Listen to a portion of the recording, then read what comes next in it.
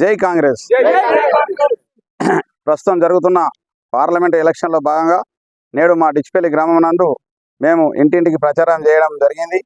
కాంగ్రెస్ ప్రభుత్వం మన రాష్ట్ర ప్రభుత్వం ఏర్పడిన తర్వాత ప్రభుత్వం ఇస్తున్నటువంటి అమలు హామీలను మేము అందరికీ వివరించడం జరుగుతుంది.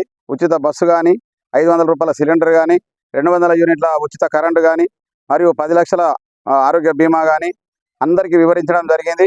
అలాగే సీఎం గారు చెప్పినట్టుగా 15 ఆగస్టు వరకు 2 లక్షల రుణమాఫీ కూడా చేయడం జరుగుతుంది. దీన్ని అందరూ కూడా స్వాగతిస్తున్నారు, అందరూ సంతోషంగా ఉన్నారు. రేపు పార్లమెంట్ ఎలక్షన్లో జీవన్ రెడ్డికి ఓటేస్తే కేంద్ర ప్రభుత్వం కూడా ప్రతి ఇంటికి పేద మహిళలకు 1 లక్ష రూపాయలు ఇస్తామన్నది. సంవత్సరానికి 2 కోట్ల ఉద్యోగాలు కూడా కేంద్ర ప్రభుత్వం ప్రకటించింది. యువత కూడా ఈ యొక్క మేనిఫెస్టో మీద చాలా ఆనందంగా ఉన్నారు. అందరూ కూడా పెద్ద ఎత్తున కాంగ్రెస్ పార్టీకి ఓటు వేసి జీవన్ రెడ్డిని గెలిపించాలన్న సంకల్పంతో ఉన్నారు. మేము ప్రతి ఇంటికి అదే కోరుతా ఉన్నాము.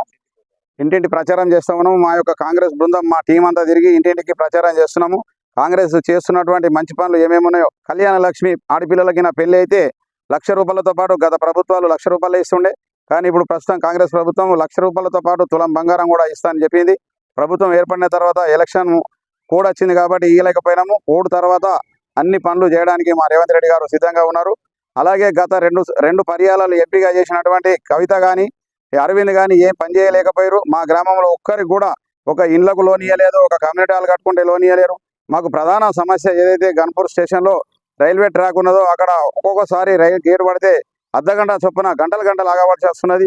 ఎవరైనా ఎమర్జెన్సీ ఉండి హాస్పిటల్ పోతే కూడా అక్కడ గంటలు టైం వేస్ట్ అవుతున్నది, ప్రాణాలు పోయే సమస్య ఉన్నది. కాబట్టి మేము గతంలో కవిత గారికి చెప్పినాము, అందరి తరఫున అలాగే అరవింద్ గారికి కూడా చెప్పినాము, అని పని చేయలేకపోయారు. ప్రస్తుతం జీవన్ రెడ్డి గారు హామీ ఇచ్చారు. మా ప్రధాన సమస్య ఏంటంటే గేటు పడితే ఎమర్జెన్సీ ఉంటే దవాఖానలో కొన్ని పరిస్థితి ఉన్నాయి కాబట్టి ఇది గెలిపిస్తే నేను తప్పకుండా చేపిస్తానని హామీ చేశారు. నేను మా గ్రామస్తులతో పాటు మన మండల వాసులకు, కాన్స్టిట్యున్సీ నిజామాబాద్ రూరల్ కాన్స్టిట్యున్సీ వాసులకు, అలాగే మా యొక్క MP parliament Nizamabad parliament area ఉన్న 7 నియోజకవర్గాల అసెంబ్లీ కాన్స్టిట్యూషన్ ప్రజలందరికీ కూడా తెలియజేస్తున్నాను. ప్రాధాభివందనం చేసి జీవన్ రెడ్డి గారికి ఓటేసి అత్యధిక మెజారిటీతో గెలిపించి ఇతను ఒక 6 పర్యాయాలు ఎమ్మెల్యేగా చేసిండు, రాజశేఖర్ రెడ్డి క్యాబినెట్లో మినిస్టర్గా చేసిండు, మంచి అనుభవం అనేది ఎల్ఎల్బి చేసిండు. ఒకటే విషయం నేను చెప్తున్నా, ప్రజలు గుర్తుంచుకోవాలా, బాజిరెడ్డి మన అసెంబ్లీలోనే మాట్లాడలేదు, అతను పార్లమెంట్లో ఏం మాట్లాడతాడు?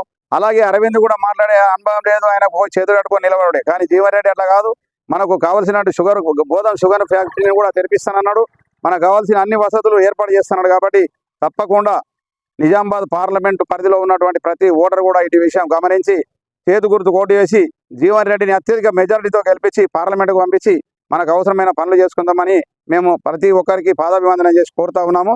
కావున అందరూ కూడా రేపు జరగబోయే 13వ తారీఖు సోమవారం జరగబోయే ఎన్నికల్లో అత్యధికంగా చేతు గుర్తు ఓటు వేసి జీవన్ రెడ్డిని గెలిపించాలని కోరుకుంటున్నాను.